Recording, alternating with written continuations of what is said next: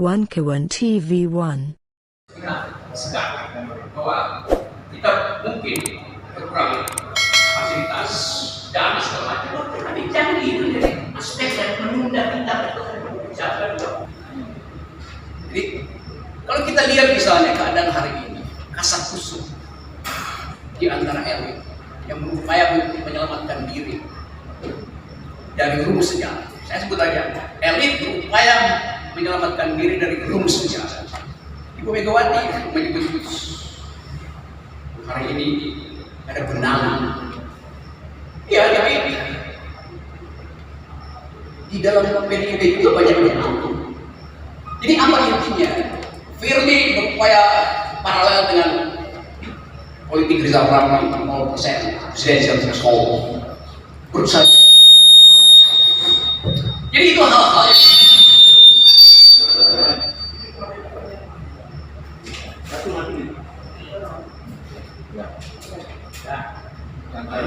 bisa nih.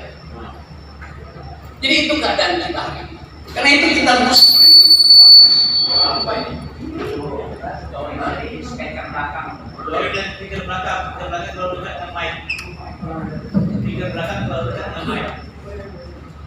Nah karena itu kita harus berani mendefinisikan keadaan hari ini.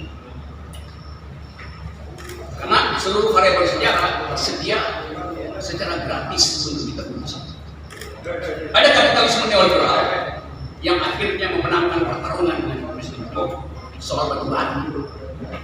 Dan itu nggak perlu kita usut dengan logika yang rumit, karena memang begitu teori yang kita tahu kalau kita belajar global political economy. Bahwa neolib diorkestrasi dari pusat-pusat kapitalisme. PLN itu adalah bagian kecil aja yang jadi korban. Yang korban sepertinya Presiden Jokowi yang dengan gagah berani mengatakan nasionalisme harus diutamakan dan kapitalisme harus supply buat nasionalisme. Yang terjadi dia kalah.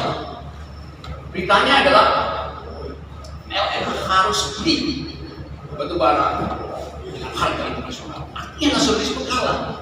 Mestinya Presiden Jokowi udah mundur dan malu, tapi dia nggak mengerti keadaan itu. Jadi itu faktanya bahwa yang memimpin nggak ngerti apa yang sedang terjadi. Mungkin beliau tidak pernah ikut di dalam kelompok studi yang membahas teori-teori perubahan politik di masa lalu. Waktu mulai tahun 98 udah jadi bajingan di LBH. Presiden Jokowi mungkin masih amplas meja, kira-kira sebagai tukang mebel. Tapi sejarah berubah. Nah keadaan ini yang kita evaluasi. Jadi itu buku siapa ya tadi? Bang Rizal. Dia buat Bang Rizal kan Bang Rizal udah. Belum ngerti nggak isi buku itu? Belum ngerti. Ini buat terangin. Gua pinjam buku. Ini buku keren. Courage is calling. Keberanian memanggil kita atau yang pengertian moralitas sejarah memanggil. Karena ini buku, udah berapa buku ini? Ditulis oleh orang yang mengerti filsafat stoicism. Inti dari filsafat ini, mau kasih pengatakan supaya kelihatan atau tidak kuat. Stoa itu satu ide di dalam filsafat Yunani yang disusun oleh Zeno dari Sikiu, kira-kira 300 tahun sebelum Masehi. Prinsipnya punya begini. Kebahagiaan manusia cukup ditentukan oleh jumlah moral pada setiap orang. Dan inti dari moral adalah keberanian. Kita cari kondisinya dia. Ya nama kita. Dia bilang begini, courage, the powerful force that enable us to overcome obstacle. Keberanian itu adalah kekuatan yang memampukan kita untuk melampaui hambatan. Itu yang disebut revolusi. Karena seringkali kita ada dalam keraguan untuk memutuskan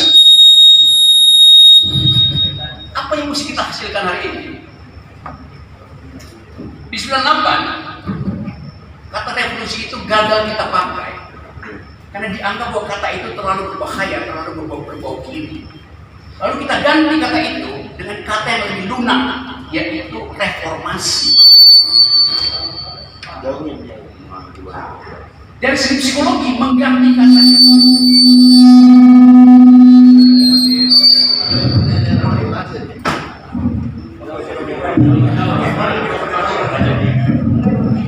tadi kenapa Rizal sama Hariman bicara nggak ada gangguan? Aku jawab aku. Oke, terusin ya. Iya. Waktu kita mulai reformasi atau kita sebut perubahan politik, di dalam benak kita yang kita inginkan adalah revolution. Karena 2-3 tahun sebelumnya, seluruh diskusi di Bandung, Jakarta, LBH, segala macam itu, kata revolusi itu kita hadirkan terus. Bukan kita lupa pakai lagunya Tracy Chapman on Revolution. Kita pakai lagu-lagunya Police. Tapi kemudian waktu pertandingan terakhir kita gagap dan gugup, lalu kita ubah kata itu menjadi reformasi. Perubahan kata itu membuat kita jadi lembek. Karena kalau tidak ada revolusi artinya ada perubahan kualitatif dari rejim otoriter pindah secara kualitatif pada rejim demokrasi. Kita ragu pada waktu itu. Dan itu kita pakai istilah reformasi. Reformasi itu perubahan kuantitatif. Jumlah rejimnya berubah, tapi sifatnya tidak berubah. Itu yang menyebabkan oligarki Orde Baru itu carry over ke dalam sistem sekarang. Karena tidak diputus oleh revolusi. Bahkan sekarang istilahnya bukan lagi reformasi, restorasi, lebih lebay lagi istilahnya. Karena kita takut berhadapan dengan keadaan radikal. Padahal perubahan politik hanya disebut perubahan kalau ada ketentuan determinasi radikal. Jadi sekali lagi, itu memang kita mesti ingatkan, kemudian kita taruh lagi di sini revolusi yang kita mau. Dan sekarang harus kita pastikan bahwa dia nggak boleh lagi berubah kalimat itu, sehingga melemahkan perjuangan politik. Apa artinya? Artinya ada kalkulasi akademis untuk membackup gerakan itu. Tentu kita nggak bertengkar seolah-olah ke revolusi kalau main sosmed, watch di YouTube, Twitter berjilid-jilid, nggak ada pentingnya. Karena kita nggak bisa membaca mata hati rakyat. Kalau perubahan politik itu diandalkan pada sosial media. Sosial media itu bonus saja. Ketika perubahan itu diinginkan, kita perluas wilayah itu. Tapi mesti ada core ideas untuk melakukan perubahan. Kita memang ajukan sementara ini adalah core ideas-nya adalah presidential threshold 0%. Tapi itu cuma upaya untuk membuka pintu. Di belakang pintu itu ada gerakan rakyat yang mesti diatur, diselenggarakan dengan time schedule yang kuat. Tetapi seringkali kalau saya perhatikan, itu yang menyebabkan ketiadaan komposisi itu yang menyebabkan kita ragu-ragu. Dalam kasus yang disinggung tadi soal tangan gue disentuh, gue sendirian loh bertempur itu dan gue menang. Nggak ada proyek tentang situ buat bikin revolusi, nggak ada loh. Ada pidato kecil. Nggak ada, gue tungguin nggak ada. Bahkan diisuin bahwa gue dapat duit dari Sentul Siki. Lo gue menang, somasinya ditarik. Dan sampai sekarang ada 960 orang yang gue jamin untuk tidak digusur. 160 kepala keluarga, nggak ada anak produk nongkrong di sini, nggak ada. Jadi omong kosong kalau kita sekedar jadi jagoan di Twitter, jadi jagoan di sosial media. Rizal Ramli mengambil risiko dengan berseberangan langsung dengan kawan-kawan seiringnya dulu di 3-4 kalinya. Itu artinya courage is coming. Keberanian sedang memanggil. Kita sekarang melihat apa sebetulnya handicap kita sehingga gagal untuk mencerna ide revolusi. Pertama, kemampuan teoritis.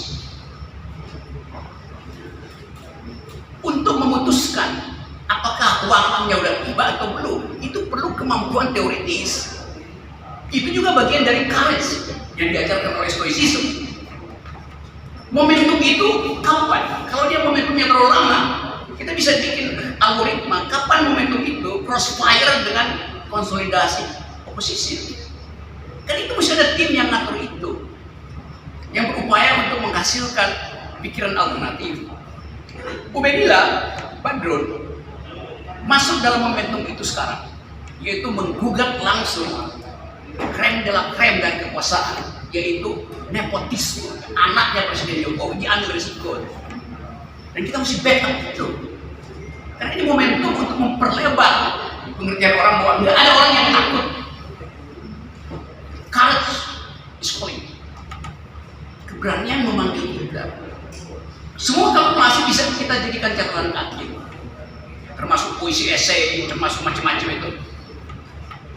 Jadi sebetulnya demokrasi memang ditakdirkan untuk dipimpin oleh orang yang berpikir. Karena demokrasi itu bukan pemerintahan orang, oleh dan untuk orang. Demokrasi itu a government of reason through the government by the people. Pemerintahan akal melalui pemerintahan orang.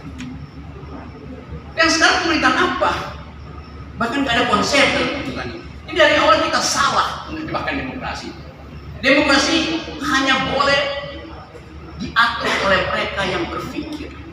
Karena itu dari awal Plato, Socrates, Montesquieu, segala macam sebutin menginginkan agar supaya yang memimpin itu punya otak, punya konsep. Nah itu nggak bisa kalau pasang 20%. Itu si dungu itu. 20% itu adalah fasilitas buat si dungu. Jadi dari awal kita bikin tapisan dulu. Kalau kita bertanya siapa yang berhak jadi presiden? Pertanyaannya bukan itu. Semua orang berhak jadi presiden. Pertanyaan kita sebagai aktivis, siapa yang tidak berhak menjadi presiden? Dia yang nggak punya otak. Normativity dari konstitusi, semua boleh jadi presiden. Oh iya, bagi kita yang berupaya melakukan perubahan kualitatif, nanti kita bikin daftar dari yang disurvei. Kita nggak akan pilih siapa yang boleh jadi presiden, enggak. Kita pilih siapa yang harus kita coret dari daftar itu. Roman daftar yang dibuat oleh survei awal-awal itu. Jadi itu sebetulnya intinya. Dan berani mengatakan ini nggak layak jadi presiden. Apa kalkulasinya? Satu, intelektualitas harus mendahului elektabilitas. Itu genealogi kita punya. Bung Karno, Tan Malaka, Sultan Syahrir, Hatta, Nasir, semuanya orang yang berpikir. Yang sekarang adalah orang yang gugup dan gagap, bahkan bertarung di dalam pikiran kecil aja dan gagap. Jadi kita ingin agar supaya generasi ini menuntun bangsa ini untuk masuk di dalam revolusi dalam pengertian yang sejati, yaitu perubahan kualitatif.